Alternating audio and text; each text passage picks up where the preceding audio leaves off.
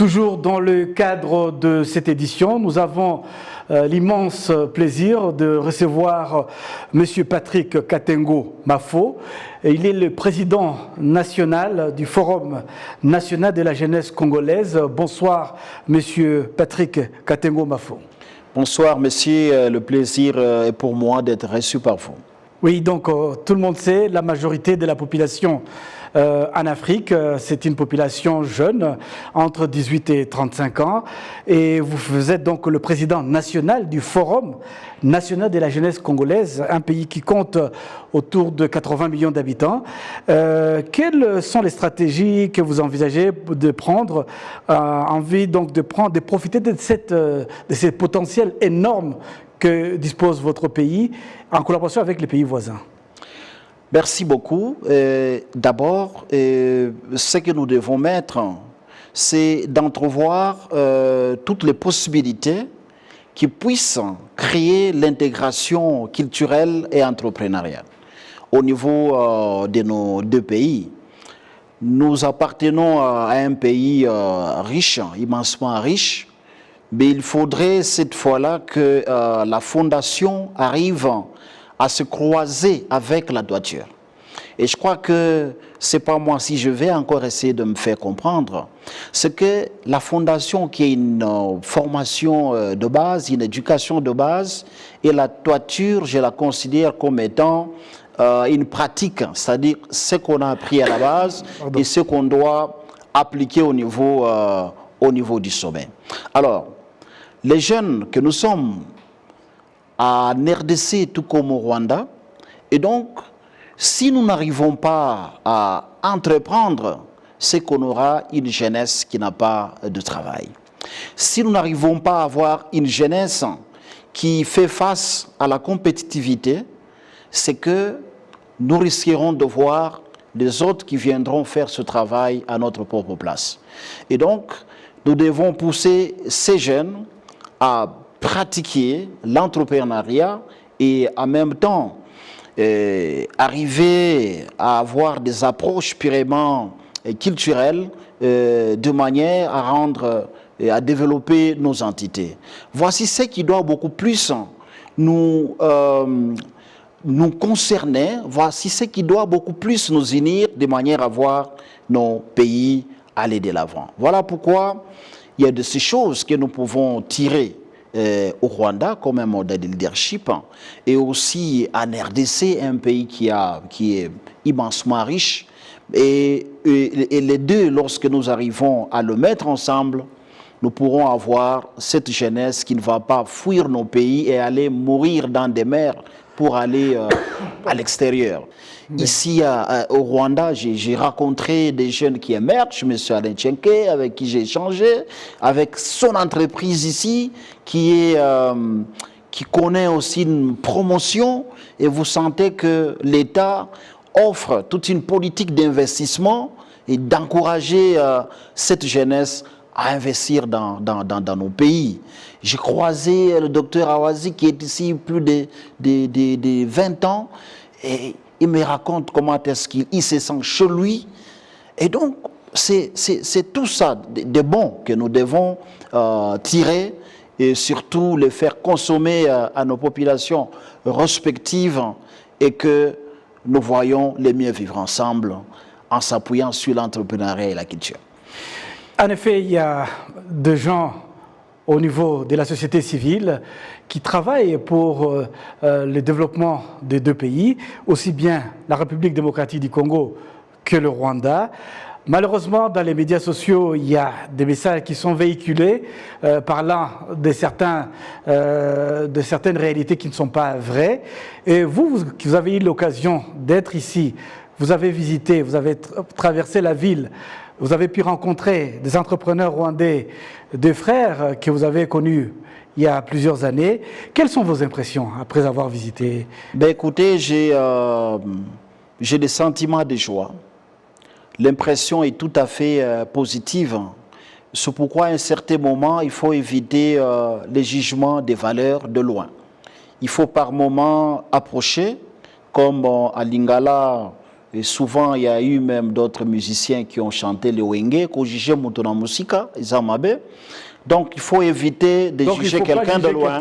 De loin. Oui. Il faut l'approcher parce que moi-même, en visitant ce pays qui m'a offert une hospitalité légendaire en tant que président du Forum national de la jeunesse de la République démocratique du Congo et m'appuyer dans tout ce que nous envisageons, parce que quand vous m'avez posé des questions sur le motif, je dois aussi y revenir assez rapidement pour faire mention d'une grande organisation et dans laquelle déjà des délégués vont être désignés pour faire quelque chose qui renforce le mieux vivre ensemble, c'est-à-dire au niveau de la région, en s'appuyant sur l'entrepreneuriat ainsi que la culture afin d'éviter la manipulation. Là, je reviens assez rapidement sur ce que vous venez d'évoquer tout de suite. Et donc, par manque de formation et par manque de l'information, il y a des personnes qui ne comprennent pas que il faut vivre ensemble. Ils sont en train de distiller chaque jour des messages de haine, des messages de division, et pourtant nous n'en avons pas besoin. Nous avons besoin que les jeunes aient leur petit pain qu'ils peuvent mettre sous la dent. Nous voulons que les jeunes fassent des jumelages en termes de culture avec d'abord des pays environnants tels que nous sommes avec le Rwanda, et développer l'éducation, développer la technologie. Et donc nous devons échanger sur des méthodes, même au niveau de l'agriculture. Nous devons voir qu'est-ce qui est de bon au lieu d'éviter de manquer de travail à faire et de commencer à vouloir monter des gens qui ont des relations purement qui datent d'antan, des relations qu'on ne peut pas aujourd'hui ignorer et des relations traditionnelles. Et donc c'est sur ça que nous on est en train de marteler, je le dis bien, très bien accueilli dans un pays où règne la discipline et l'ordre. Et ça, je dis coup chapeau à tout le monde qui contribue dans ça, en commençant par la tête, le président Paul Kagame, que j'admire beaucoup. Et donc, c'est tout ce que nous devons faire pour éviter. Nous devons occuper les jeunes. Quand les jeunes ne sont pas occupés, voilà pourquoi ils peuvent être tout le temps dans les réseaux sociaux en train de faire du n'importe quoi. Mais si les jeunes sont occupés sérieusement, je crois qu'ils vont manquer le temps d'aller même ouvrir leur page pour faire des discussions. En tout cas, Monsieur Patrick Katengo Mafo, nous arrivons pratiquement à la fin de cet entretien. Est-ce que vous avez un mot pour la jeunesse du Rwanda, la jeunesse de la RDC, de la sous-région, ou la jeunesse africaine? Merci beaucoup.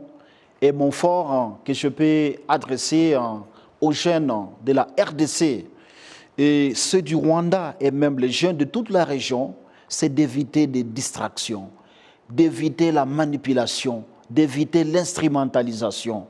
Ce qui nous concerne, ce qui doit booster nos pays respectifs, c'est le travail.